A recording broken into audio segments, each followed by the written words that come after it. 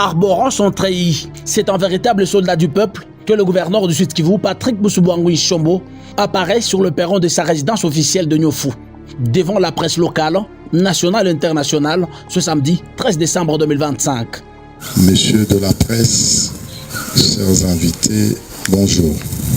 Une communication très attendue qui intervient 72 heures seulement après la libération totale du territoire d'Uvira par les forces de l'armée révolutionnaire congolaise du mouvement AFC 123.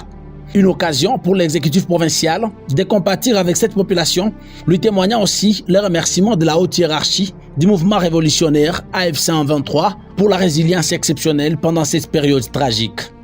Uvira libéré, aux accents patriotiques, le gouverneur Patrick Boussoubouangouin insiste ici sur la cohésion entre les communautés avant d'appeler les combattants burundais à se retirer du sol congolais, rassurant l'ouverture prochaine d'un couloir pour leur rapatriement. Au nom de l'AFC M23 et du gouvernement provincial du Sud-Kivu, au nom de l'histoire, au nom de la vérité, je vous rends hommage. Votre patience, votre discipline et votre courage ont rendu cette libération possible.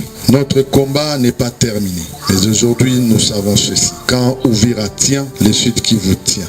Et quand le Sud-Kivu tient, la République tient. Merci peuple d'Uvira. Nous nous adressons aux soldats burundais et aux autres forces étrangères engagées dans cette guerre. L'heure est au retour dans vos nations. Nous appelons dans un esprit de paix et de responsabilité régionale tous les soldats burundais et toute autre force étrangère déployés sur notre sol à regagner leur pays immédiatement et en bon ordre. Nous annonçons que les soldats capturés seront traités avec dignité et seront restitués à leur nation dans les formes prévues par le droit international. Nous lançons aujourd'hui un appel solennel à toutes les communautés, à toutes les forces politiques et à tous les citoyens de rejoindre l'AFC M23. Et enfin, à participer à un dialogue inclusif dépassant les rancunes anciennes et construisant ensemble une nation unie, solidaire et respectueuse de chacun.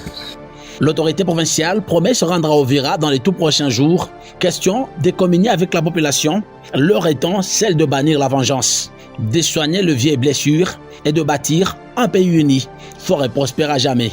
Plusieurs personnalités politiques et militaires du mouvement révolutionnaire ont pris part à cette conférence de presse, à l'occurrence du vice-gouverneur Dunia Masumbuko Bangedoux.